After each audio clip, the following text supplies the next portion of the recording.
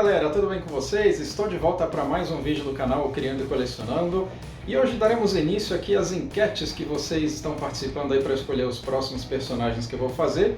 E vamos começar com a Vampira, que ganhou a primeira enquete lá dos X-Men, né, de quem seria o próximo personagem que participaria desta luta aqui, ó, desse diorama do Wolverine vs Juggernaut. E eu vou fazer esta personagem baseado neste bonequinho do Homem de Ferro, né? Pode parecer bizarro, mas ele é perfeito porque eu preciso, porque ele tem uma boa articulação aqui nos pés, ele é magricelo. Vou fazer alguns desgastes nessa peça, mas ele vai servir como base para fazer a modelagem por cima, que é o que eu vou fazer, tá? Inclusive o rosto dele também eu vou utilizar para fazer a modelagem do rosto da Vampira.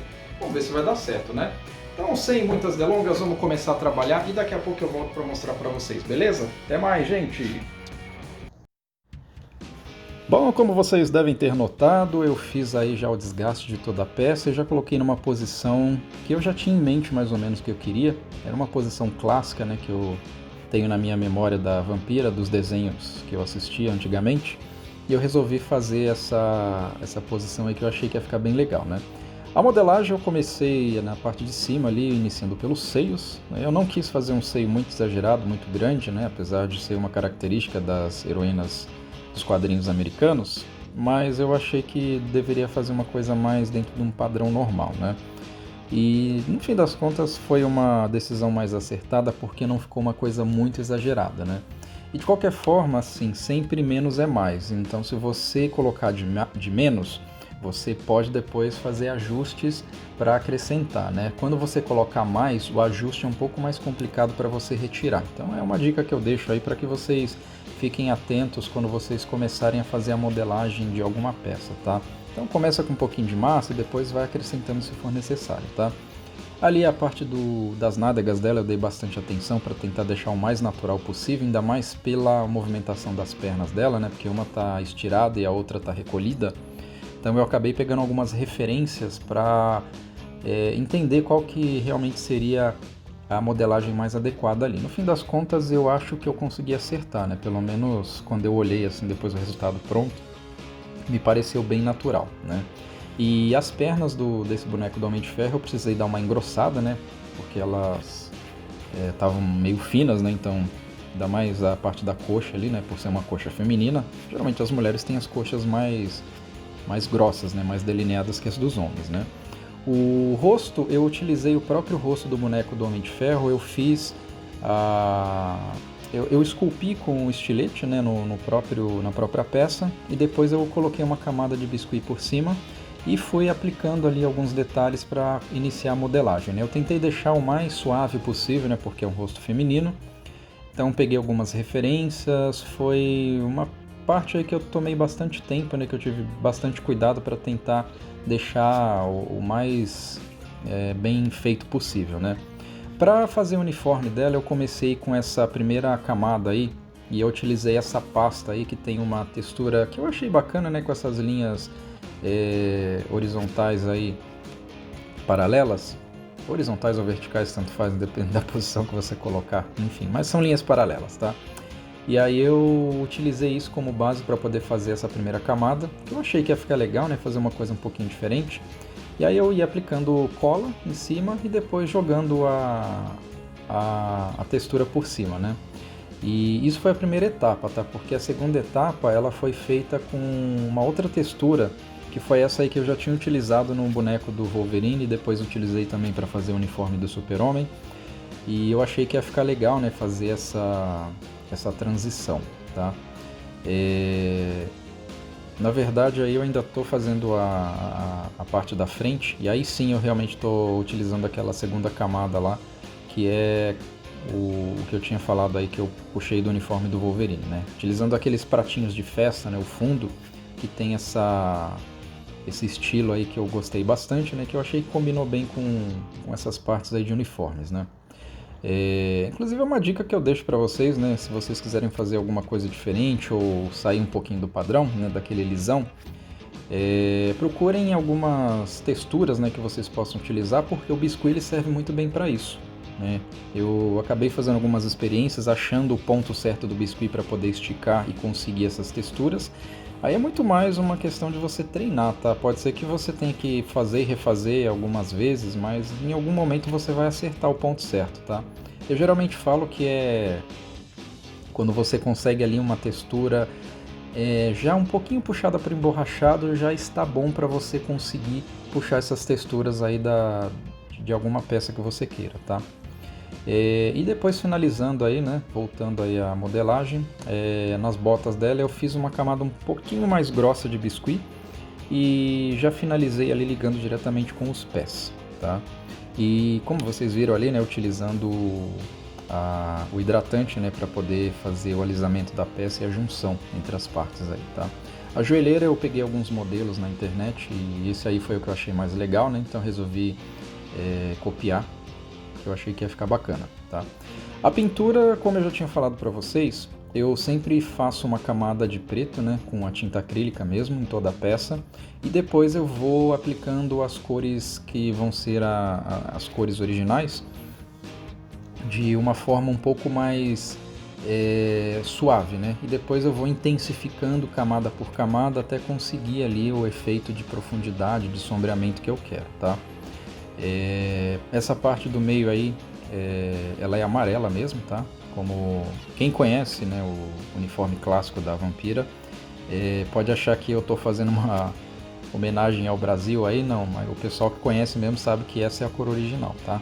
Então não fiquem espantados, o pessoal que está acostumado com as versões mais modernas aí, porque esse aí é o uniforme clássico da Vampira. Eu particularmente gosto mais desse, tá? Então essa junção de cores aí, verde, amarelo, mais o marrom ali da jaqueta, eu acho que fica bem legal, tá? Para fazer o cinto eu utilizei algumas pecinhas ali de bijuteria e a própria bateria que veio dentro do boneco. E aí eu pintei com a tinta spray prata, né? Colei essas partes aí, utilizei ali um pedacinho de couro para depois colocar ali na cintura dela, né? Deixa um pouquinho caído ali, né? A modelagem da jaqueta, eu achei que ia ser um pouco mais difícil e acabou sendo fácil, né? Não tive tanta dificuldade, né? Mas eu utilizei ali uma camada de biscuit um pouco mais grossa, né? Para poder simular uma jaqueta mesmo. E também ajudar na modelagem das dobras, né? Eu achei que isso ia facilitar bastante, né? Foi um trabalho de paciência aí, tá? Uma dica que eu deixo para vocês é não trabalhar com o biscuit muito mole, tá? Deixa ele dar uma secadinha assim de leve e aí depois, quando você for trabalhar as junções, aí você pega um pouquinho de massa mais fresca e aí você vai aplicando para poder fazer a transição mais suave e cobrir todas as emendas, tá? E aí foi o mesmo esquema também para pintura. Eu passei uma camada de preto com a tinta acrílica preta mesmo e depois eu fui fazendo esse degradê com o marrom, tá?